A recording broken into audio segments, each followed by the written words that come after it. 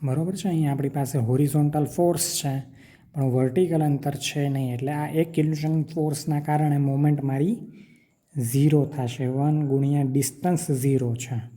Similar વેમાં આ 1 ગુણ્યા anti clockwise બનાવે આ મોમેન્ટ, બરાબર છે। અલ્ટિમેટલી એની પણ કોઈ મિનિંગ નથી પ્લસ ઓર માઇનસના રેફરન્સમાં। 1 ગુણ્યા 0 આ તરફનો હોરિઝોન્ટલ 1 કિલોન્યુટન ગુણ્યા વર્ટિકલ ડિસ્ટન્સ 0 છે, એટલે ડિસ્ટન્સ 0। આ તરફનો 1 કિલોન્યુટન, ડિસ્ટન્સ 0 માઇનસ।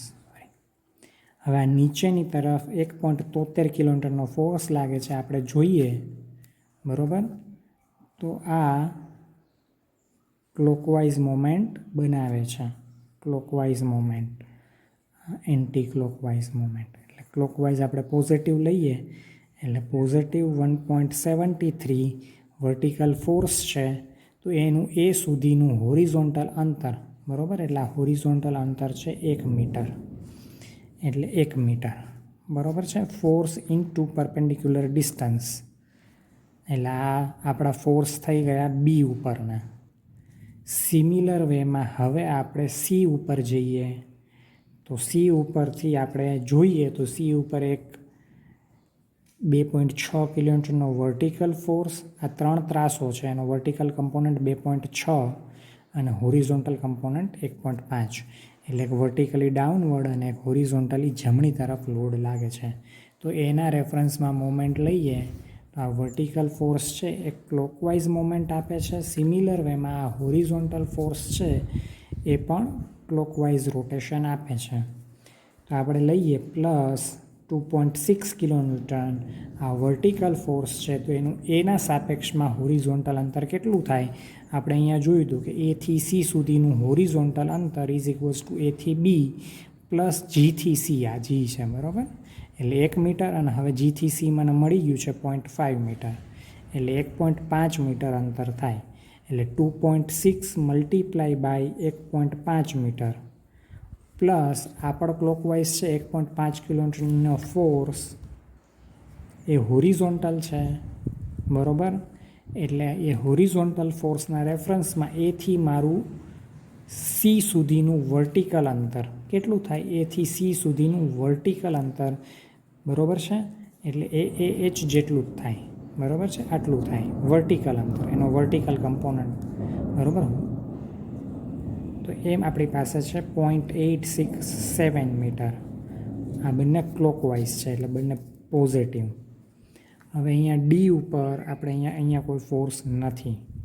હવે અહીંયા 4 કિલોન્યુટનનો ફોર્સ લાગે છે હોરિઝોન્ટલ દિશામાં, અહીંયા એના સાપેક્ષમાં જોઈએ તો આ ડિરેક્શનમાં મોમેન્ટ આપે છે, આ ડિરેક્શન, એટલે અહીંયા 12 વાગ્યા હોય તો અહીંયા 9 વાગે છે, મતલબ એન્ટી ક્લોકવાઇઝ રોટેશન થાય છે, બરાબર છે। એટલે નેગેટિવ 4 કિલોન્યુટન ગુણ્યા, બરાબર છે, આ હોરિઝોન્ટલ ફોર્સ છે એટલે એનું વર્ટિકલ અંતર આપણને જોઈએ, એટલે વર્ટિકલ અંતર એટલે આ કુલ અંતર 0.867 પ્લસ 0.867, એટલે આપણી પાસે મળી જાય 0.867 મલ્ટીપ્લાય બાય 2 એટલે 1.73, બરાબર છે, 1.734 સમથિંગ, 734 કે 733, બરાબર છે।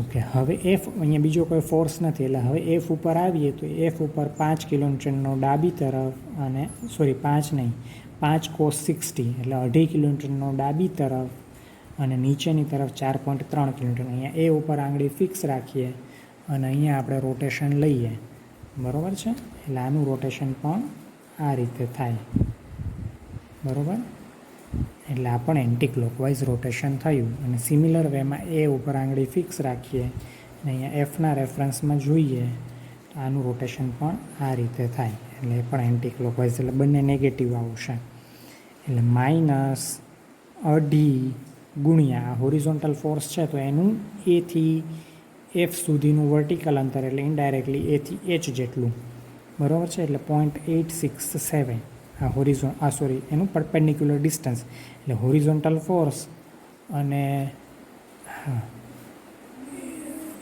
હા, એને પરપેન્ડિક્યુલર વર્ટિકલ ડિસ્ટન્સ. ઓકે, હવે વર્ટિકલ ફોર્સ છે એ પણ એન્ટી ક્લોકવાઇઝ છે 4.3 કિલોન્યુટન, અને એની સાપેક્ષમાં વર્ટિકલ ફોર્સ છે એટલે હોરિઝોન્ટલ અંતર મતલબ H થી F જેટલું, A થી Fનું અંતર એટલે H થી F જેટલું એટલે 0.5. હવે કોઈ ફોર્સ બાકી છે અહીંયા એ ઉપરના પોતાના ફોર્સ બાકી, બરાબર. આપણે અહીંયા બીથી શરૂઆત કરી હતી, બી ઉપરના ફોર્સ, સી ઉપરના, ડી ઉપર કોઈ છે નહીં એટલે ઈ ઉપર, એફ ઉપર, અને હવે એ ઉપરના પોતાના ફોર્સ બાકી છે.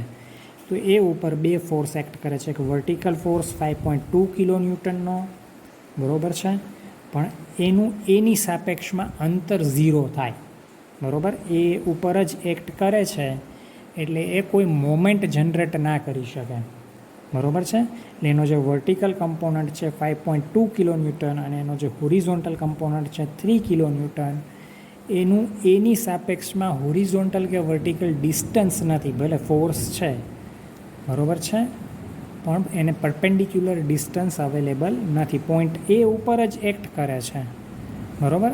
પરપેન્ડિક્યુલર ડિસ્ટન્સ એટલે એથી દૂર એક્ટ કરતો હોય તો એ મોમેન્ટ લગાવી શકે, પણ એ ઉપર જ એક્ટ કરતો હોય એટલે પરપેન્ડિક્યુલર ડિસ્ટન્સ કોઈ અવેલેબલ નથી, એટલે એ આપણે કન્સિડર નહીં કરી શકીએ. એટલે ટોટલ હવે આપણે જોઈએ કે મોમેન્ટ એટ એ કેટલી આવે છે, તો આ આખી ટર્મ 0 થઈ ગઈ છે, બરાબર છે. અહીંયાથી આપણે શરૂઆત કરીએ તો 1.73 multiply by 1 plus 2.6 multiply by 1.5 plus 1.5 ગુણ્યા 0.867, તમે પણ કેલ્ક્યુલેટ પેરેલલ કરજો, -4 ગુણ્યા 1.733 માઇનસ 2.5 ગુણ્યા 0.867 -4.3 ગુણ્યા 0.5.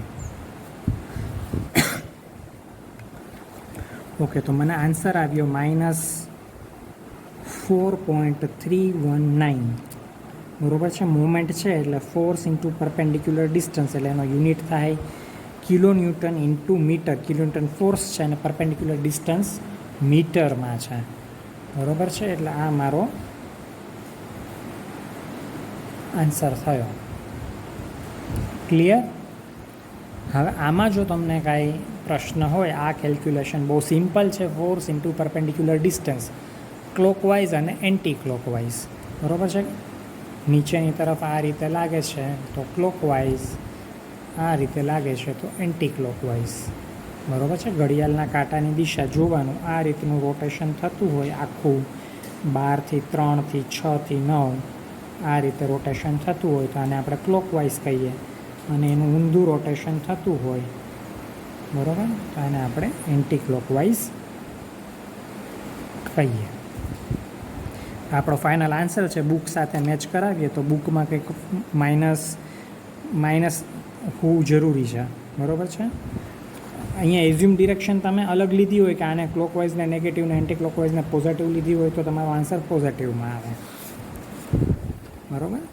એટલે ઇનડાયરેક્ટલી આ નેગેટિવ દિશા એવું સૂચવે છે કે તમારું જે resultant moment at A moment લાગે છે એ આપણી હા એન્ટી ક્લોકવાઇઝ દિશામાં લાગે છે, એટલે આ રીતે લાગે છે. કરી દો ને, આમથી કરી દો, મારે લેક્ચર ચાલુ છે, આમથી કરી દો, બરાબર. ક્લિયર? આ દિશા સૂચવે છે. અહીંયા નેગેટિવનો મતલબ છે કે આ મોમેન્ટ એન્ટી ક્લોકવાઇઝ દિશામાં લાગે છે,